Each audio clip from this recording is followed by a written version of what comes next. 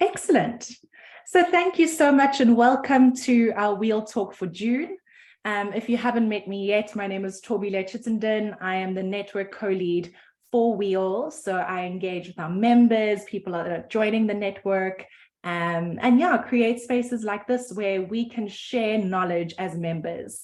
We are a diverse membership. We believe in a whole of society approach, and the economy touches on all spheres and sectors of society. And it's really important for us to understand different sectors and every member and every audience that, if you're joining, please do mute. We're just going to get into the session now, but thank you so much for joining. And as I was saying, it is a diverse network, and we're really excited because we get to knowledge share is the term that we use. How do we understand different sectors, knowing that the economy is interconnected? Today, this June WEAll Talk, we have Andrew Thornton, and I was saying he looks so bright and merry because he's just come back from holiday. So he's looking absolutely amazing. But if you haven't met Andrew before, he is really passionate about business, but this talk goes beyond business. This is really for all kinds of organizations, anything that brings people together, whether it be families, whether it be charities. This is really for all setups, but where we finding groups of people in one space. I think this talk is for you. So let me get to his bio. He believes that businesses that have a meaningful purpose are much more sustainable in the long term. They're much more fun. They also create a meaningful contribution to society. And he knows this from his work with business that businesses that are the most successful in delivering their purpose and their vision are those with clearly defined habits.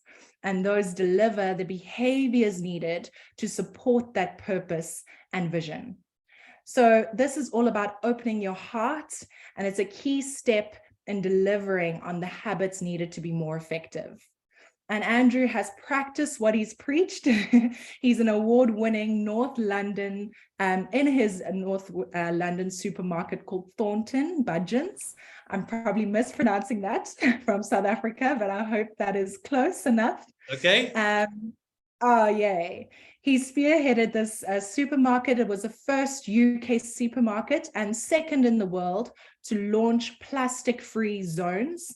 He's really changed the relationship between supermarkets and plastics globally. And now Andrew is focusing his efforts on helping other business leaders open up their hearts through this business called Heart in Business. And he's supporting businesses who want to make a difference in the world and deliver on their purposes. So I'm going to hand over to him to tell you more about this exciting project that he's involved in, an initiative, and hopefully you benefit. And then, like I've mentioned before, WEAll Talks is not just about the speaker. We want to hear from you. We want to engage. We want to hear your thoughts, your comments. So know that this is interactive, especially towards the end. Perfect. I'll hand over to you, Andrew. Thank you. Thank you. Thank you, Tobila. And hello, everybody. I don't know what parts of the world you're all in, but I suspect it's quite a broad spectrum. I'm actually speaking from southern Germany at the moment, which is where I live mostly, but I'm about to relocate back to London. Before we get into the actual talk, I'd love to invite us to do a little grounding, a little bit of sort of mindfulness to arrive. So if you're on for it, what I'd like to invite everybody is just to close your eyes, to sit as upright as you can with your feet on the floor, and just take a couple of deep breaths together.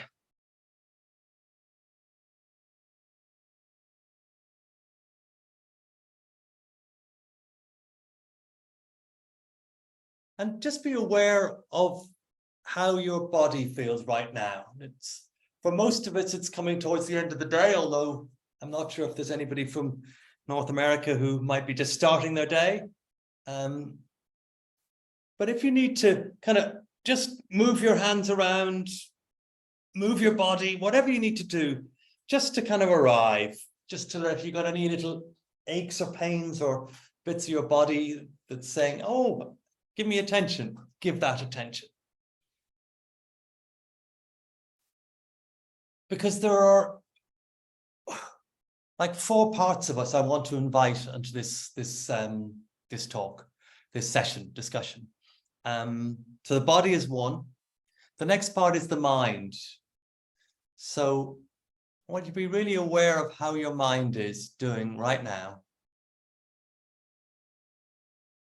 And if your mind is busy, just bring your attention back to the breath. And the mind is a really powerful part of our being. And it's where much of business and indeed NGO work focuses on the mind, but that's only 1/4 of what we can bring as humans. So breathe into your mind.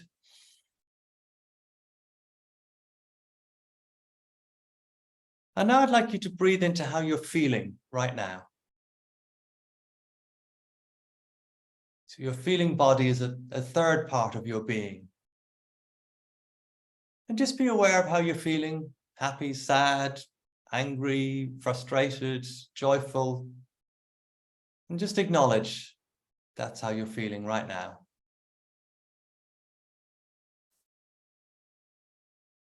And take a couple of deep breaths into that.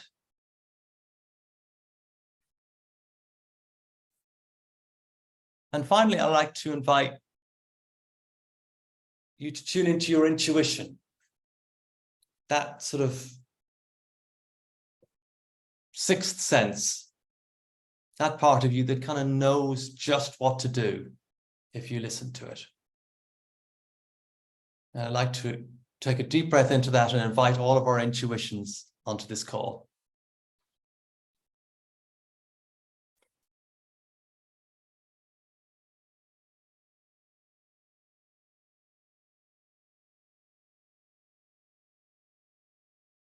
And when you're ready, you can gently sort of come back into the space.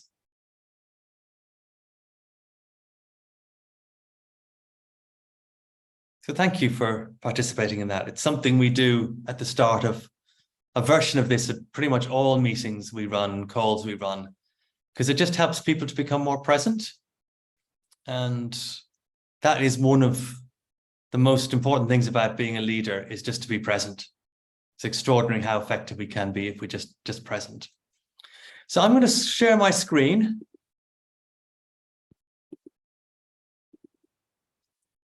And I've got too many things going on here. Hold on a second. I need to just close the chat box down. Okay. So hopefully you can all see the screen. I am going to chat you through some material for the next 20 minutes or so.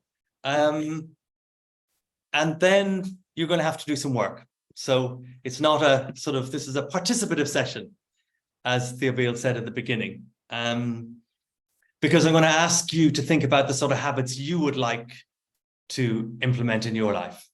So you'll be broken into pairs, and then we'll come back and have a discussion around that. So, and the whole thing about habits, to me, is something I've discovered in my own journey. So let me quickly tell you why I'm here. So as was said, I'm really passionate about the role of business has to play. And I've spent my whole life working in business. Initially working for Mars, then as running a consultancy. And I had a midlife crisis about 15 years ago, where I was in my early 40s and I was thinking, is this it? Is this as good as it's going to be? Is this what I'm going to do for the rest of my life? And that kind of led me to buy a couple of supermarkets in North London, as you do when you have a midlife crisis. And I realized with hindsight that what I was doing, the reason I did this was to try and come up with a different way of running a business that was not just about short-term profits. And we used the supermarket as a laboratory to come up with a different way of doing things. And out of this, the whole process of habits emerged, which is what I want to share about today. And I'm going to draw on some of the supermarket experiences and the other stuff I've done And as WEAll mentioned, I sold the supermarket about 2 years ago to concentrate on writing a book called Putting the Heart Back into Business, which I should, of course, have a copy here somewhere, and to work with other business leaders on being more heartful.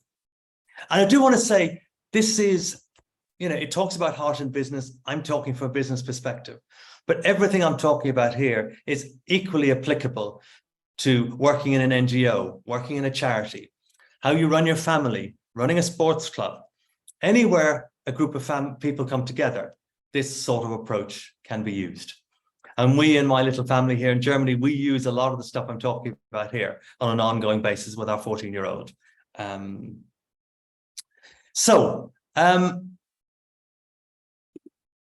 The context for all of this, I don't need to show it to this audience today. Huge issues with climate and inequality. And it's interesting, Paul Pullman, who was the former CEO of Unilever, wrote a book not too recently, and he said it's the greatest business opportunity ever for businesses, because actually those businesses that do start to look at things this way can tap into the huge potential for doing things differently, because there's a huge need to be different in the world. And this whole approach is a way to kind of be different in the world. For whether you're a business or an NGO, there's some fairly critical questions that people need to ask. What's your driver? Why are you here in the first place? What's your purpose, your vision, your mission, your values? All that's fairly classic stuff. I'm not going to dwell on it because it's covered in so many other places. But it's this last bit that's the most important part. And what my research has shown is that the biggest thing that's stopping people deliver their purpose and their mission is they don't have the habits necessary to deliver it. And a habit is really simply defined. A habit is a behavior repeated. So if I say I'm going to brush my teeth, I brush my teeth, that's a behavior. But if I brush my teeth every morning or after every meal, that becomes a habit.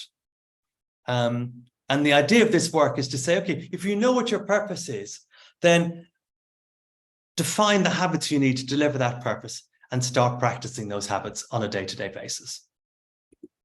And all of this, for me, is about delivering what I call the win-win-win-win-win-win-win culture, which is 6 wins, 1 for each of the key stakeholders. So in a business context, that means the employees, the customers, the community, the environment, the suppliers, and the shareholders. But for so many businesses, the focus has always been on the shareholders. Within WEAll, you have your own stakeholders. So how do you create a win-win culture for those? One of the most fundamental parts to all of this work is psychological safety. Because research has shown that it is the single most differentiating factors between high power performing and low performing teams in a study undertaken by Google is psychological safety. And it's as it's defined on the screen there. If you are safe, if I can, so Ariane, you're on the first person on my screen. I hope I pronounced your name right. Arlene, sorry. If you and I work together and I feel I can reveal some intimate truths to you and you won't use it against me and you'll be supportive, then I might do a bit more. If on the other hand, you're my boss and next week you come around and say to me, well, it's obvious you're not performing because of what you told me last week, I will close down. And I have seen in my supermarket and other organizations, when you create psychological safety, it's extraordinary what can happen. The other point I want to make in terms of the context, this is a critical part of delivering what I call an engaged and connected organization. Gallup, the research company, studies this and how engaged people are in the workplace. And they identified that an engaged organization is 70% more productive, 20% more profitable, and sells 21% more. So it's kind of obvious if we're all engaged and connected with each other, we're going to do a better job. So an engaged NGO is much more effective. An engaged and connected climate change organization, same thing applies to all of those. The other thing that's a really wise thing of somebody who's quoted in our book, who used to run the biggest retailer in Ireland, the Musgrave Group, was he said that the answer to the climate crisis is not the magic silver bullet. It's everybody in the organization making small changes every single day. And that is a habit. And I think that's really, really important, because so many people are out there looking for this magic silver bullet. And actually, if businesses are to deliver net zero, it's about everything they do every single day. So quickly back to our supermarket. And I'm not going to go through the whole detail, but I want to tell you about our purpose first of all, before I talk about habits. So our purpose is we are the community supermarket that really cares about people and planet. That was our purpose as an organization. And what we then did, having developed that purpose, we realized as part of our experimentation that what was holding us back from that was the lack of habits to deliver it. So in the early part of 2019, we started meeting in groups like these 5 people here photographed on the screen to work together. What are the sort of habits that we wanted to implement so that we'll be more effective delivering our purpose? Now, we ended up with, I think, 12 habits, which with hindsight, I think is too many. And I'd be encouraging organizations to focus on 6, 7 habits. But I want to talk through 3 of the habits we chose because I think they're really important. Now, there is a connection between habits and your purpose. And there are some habits that I believe are generic. So I think these 3 habits are things that any organization, any group of being together, working together, could actually implement to a positive effect. So the first is active listening. So what active listening sounds like, and we're going to have a chance to practice this, and it's the opposite of how most meetings are run. So active listening, and so Michael, you're on my screen from Plasticity. If you and I are talking, active listening means if you're speaking, I'm going to listen to you. It doesn't mean I'm going to sit and wait till the next opportunity for you to take a breath before I can interrupt you. It just means I really listen to you. And we're going to do this, practice this in a bit, because it's a really powerful tool. Because we as humans, we need to be listened to. And there's very little listening that goes on in the world these days. I think less and less and less. So that's a skill, hopefully you can learn a little bit about today. And it's a skill that you can use in a formal context, as in we say, we will say in work, right, let's do some active listening here. We get people into pairs to do this. Or informally. So Valerie, you could approach me, we work together. You could come and say, oh, I'm feeling, I could ask you how you are. You say, not great. And I could click immediately, well, just sit down for a second. Let's grab a moment. And then I could just switch on my active listening button. So I'm not going to say we're going to do formal active listening. I'm just going to really, really, really listen to you. So that's active listening. And so we'll practice that later on. The next one I wanted to share is called giving appreciation daily. So we as humans, when we tend to interact in organizations and we give feedback, it tends to be negative feedbacks.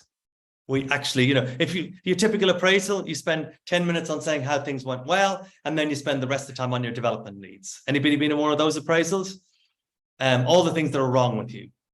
Whereas giving appreciation daily is about actually actively setting out. And we used to do this in the supermarket. We used to go on appreciation wanders.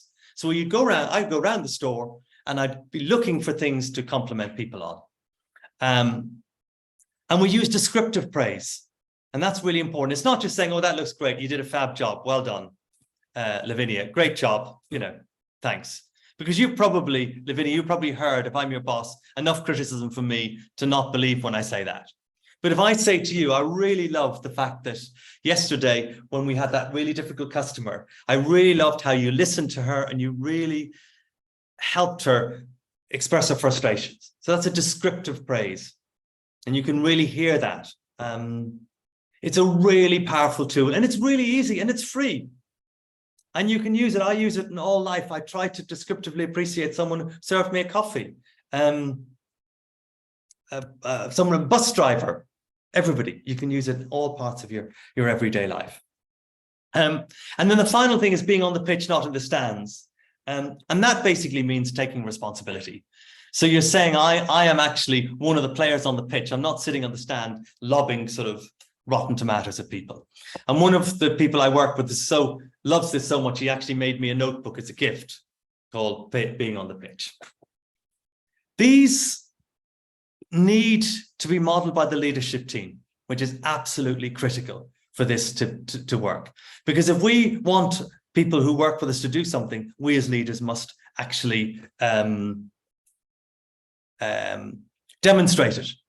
You need to do as I do, not do as I say. So I want to very quickly share with you a model we have. So this is a model that looks at the components of a heartful business. And right here in the center is this win-win culture. There are only 2 wins because there's not room for 6 wins. And what it shows is that there are, for this to work properly, you need a conscious organization, conscious individuals, and you need these habits. Now, this is real data from my supermarket. And this is the leader team before we started the habits implementation, before they went on training about how to be a more authentic leader, and before we had a new structure in place. And what you can see is this looks kind of different. It's color-coded, so it looks at how well things are expressed.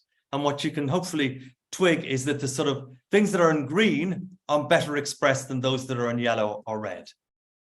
And if you look at some specifics, as a result of the work, we saw that alignment to organizational purpose, having a clear purpose, having clear individual purpose aligned to that purpose, those all increased. Looking at the habits, what you can see is that a number of the habits we'd implemented had improved. Now, interesting, being on the pitch wasn't one, and that's something that then we needed to do more work on. So this is a tool that helps tell you where you're at, but also then helps you track development and changes. And you can drill down by department and by team. So, for example, Laura, you could see that in your department, psychological safety has fallen.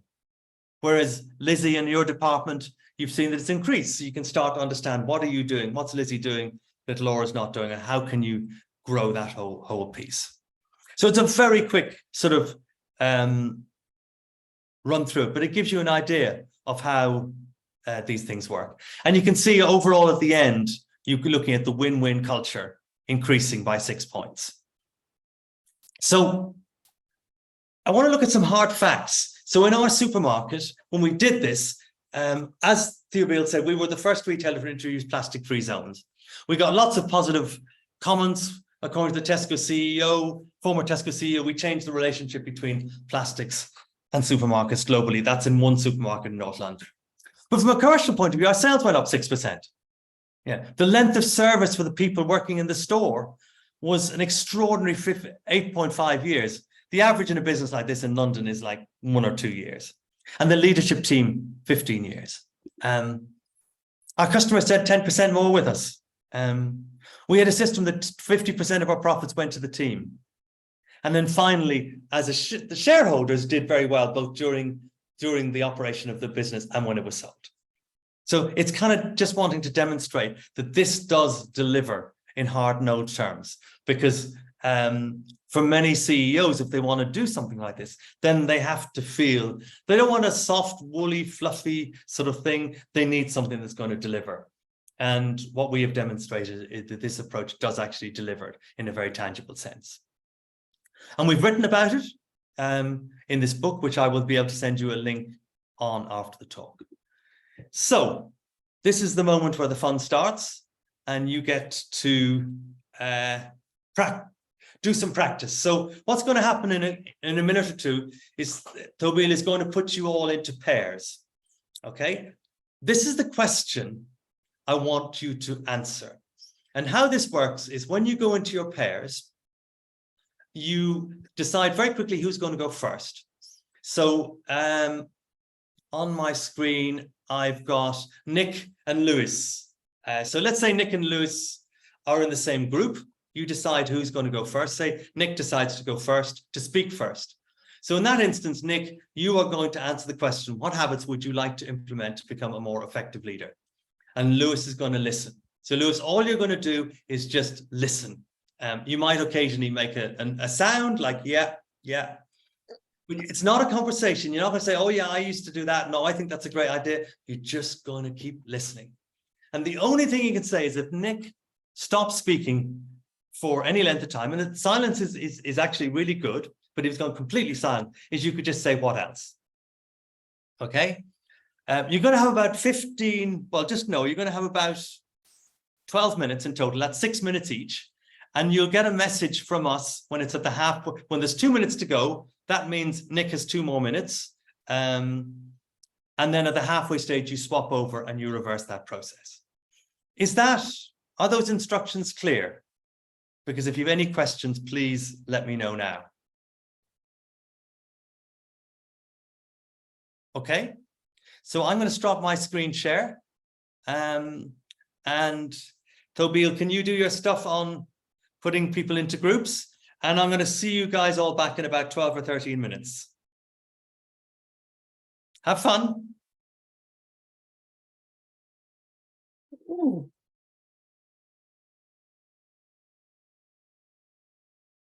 Okay, so people are coming back slowly.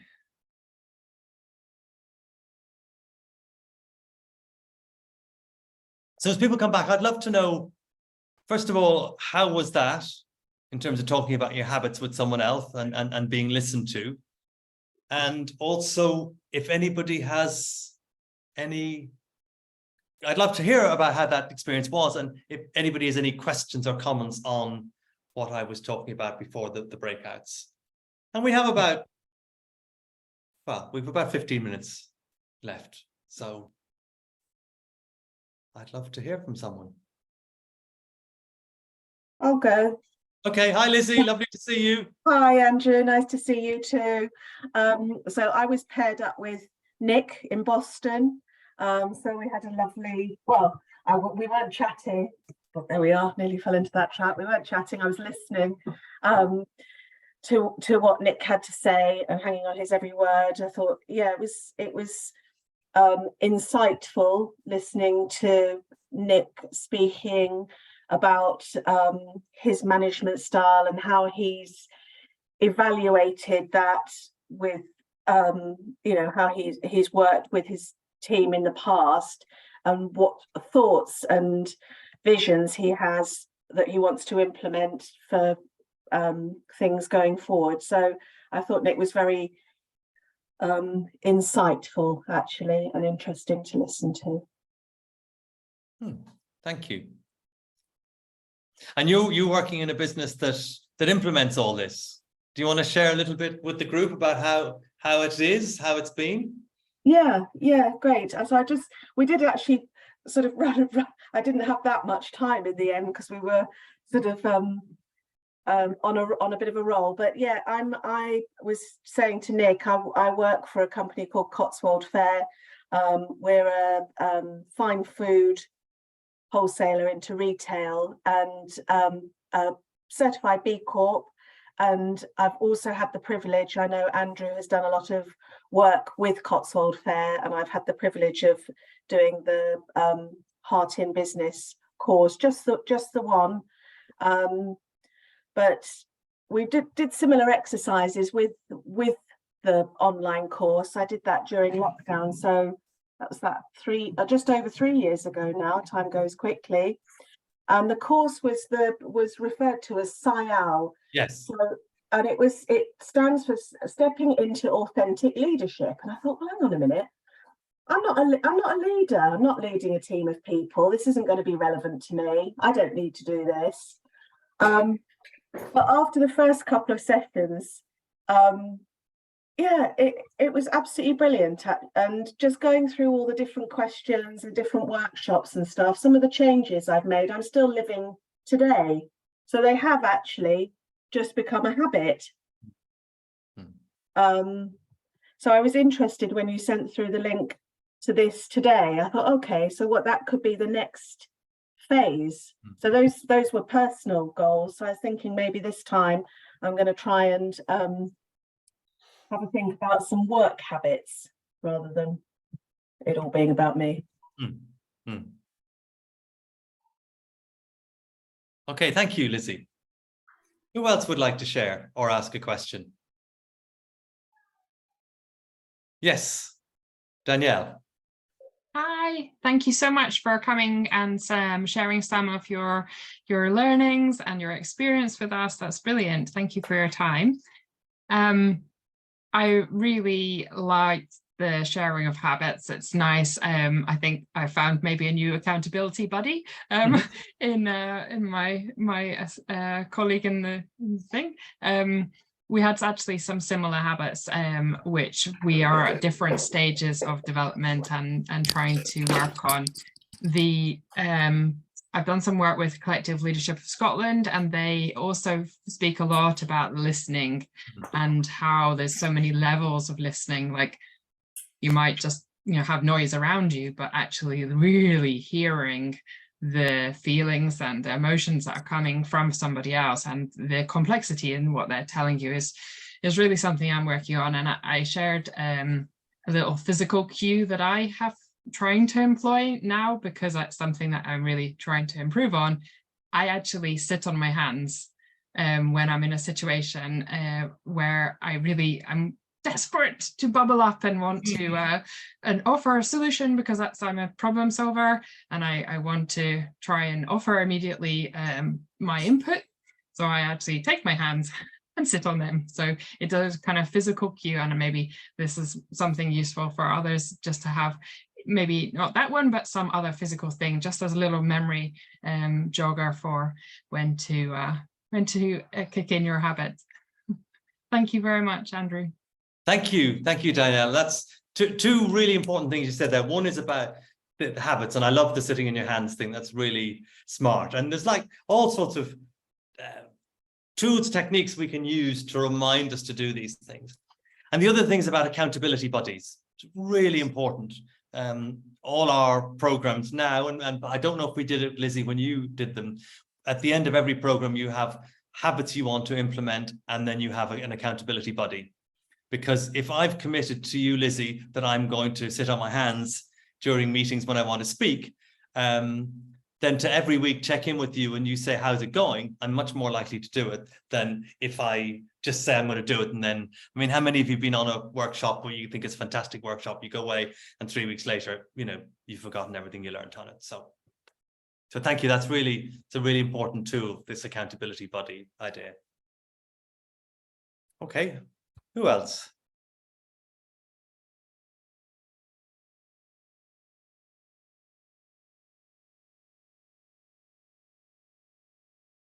WEAll. Yeah, I can just share a little bit of a reflection. Daniel, I just, resonate with you. And I just think, it's something I didn't even notice I was doing. And I think like unpacking your habits just also helps you be more self-aware, because I think we're not even aware of the current habits that we have. I mean, individually and organizationally, we're so used to doing things in the same way, and we're wondering why. And interestingly enough, I was part of a workshop in Tunisia like last month, and it was through the IDGs, and they were speaking about the fact that the SDGs, we're so far behind. There's probably no possible way that we'll get it by 2030, but perhaps there will be if we change our habits. But this is what they were saying and this was academics, scientists, the likes of Otto Scharmer, the top academics in the world were like gathering to really dig deep and understand, why are we not achieving the SDGs? And it came down to this inner development that they frame it as that. But I think it so aligns to the habits that we engage in, because we can say we want to achieve these SDG goals, but the way that we engage in the world is so contradictory. And I find myself, I come from the corporate marketing and advertising space, and there was a lot of joining WEAll. I mean, it's only been a year, but joining WEAll, there was a lot of unlearning, even though my heart and my intention and everything is for the well-being of people and planet. And I realized actually some of the habits that I had picked up through my long career in corporate had to kind of be shedded. And it was, it took a while, but I'm so grateful, and I'm still learning, but new habits of engaging. And work like this. I think it's really important for our movement going forward as well. Thank you. And I think you make a really great point about the habits things you need to stop doing, as well as things you need to start doing. And yeah, that's really, really powerful to understand that. And yeah, because there's sort of good habits and maybe not so good habits. So Michael. Hello. Hi from Washington, DC or state? Washington, DC. DC. Hello. Good morning. Yes, or hello. Good lunchtime or whatever it is. Almost, yes. Thank you for your presentation. Thank you for being someone who is standing in the world, for bringing heartfulness as an orienting compass. Definitely something deeply, deeply needed. And I found myself in the conversation. Oh, first, let me start with something very practical. I'm working with a group that is taking on the word love, which I think is a problem to use, but that's the word they're using as the key activator of what needs to be done differently in business. And for reasons that I'll not go into now, why I think love is a problematic word. I do think that there's a difference of individual habits, organizational habits, and for example, the results that you were describing as the leader of the organization with the power to kind of set the space is very different than the agency or the social influence that others have in different spaces, and that part of the journey is the journey within, and then the negotiating of mutualism in all the different places. I would love to invite you and others who might be interested into some conversations about building kindness and awe and other positive emotions as performance drivers, as some would say, but not only. And I'd like to also hold up that I was feeling a deep sense of skepticism and rage as I was hearing some of the business case that you were using, and I do the same thing. And I just wanted to put out there that this idea of what justifies the bringing the heart to the spaces, does it need to have the business case, or does it need to, how to invite to attend to the sacred without making it quantifiable? I know that was a lot there, but Thank you. I mean, coming back to your last point, yeah, absolutely. And the fact is that the business, so when you want to change a system, you got to get into the system using the language of the people in the system. And that's the sort of language that businesses use, and CEOs and CFOs, the finance people, evaluate things on. And ultimately, so the business, Lizzie works for Cotswold Fair, their CEO, his the way he looks at things is very different now, and probably always has been. But many of the people we work with, when you get through the door, you need to use some of that language. And then they start to see, actually, this makes good sense. Because if you think about the logic, if we are a group of people working together and we're all connected, we open our hearts and we're honest with each other and we feel safe, we're just going to do a much better job. I mean, it's, I'm from Dublin, we call that bleeding obvious in Dublin. There's nothing too clever about it. But ultimately, you have to, in businesses, you have to make this sort of case. And I think love, there's a wonderful woman called Ona Harper, who I know, and she talks about love in the boardroom, and she's been talking about love in the boardroom for the last 25 years. And she ran a big law firm. She was an advisor to KPMG. So, I think using the word love in business is more acceptable now than it was even 2 or 3 years ago. I wouldn't open with it, but it certainly is more. And the whole idea of kindness and compassion, these are words that are definitely beginning to be used a bit more in business now than they were.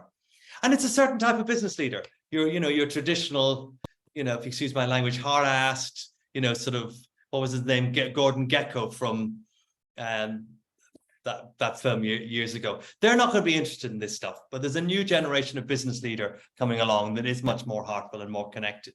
And those are the sort of people we need to work with. Okay, I'm aware we've got like a couple of minutes and people will probably need to go, but Pauline, you put your hand up. So do you want to have a quick comment or question? Yeah, a quick comment.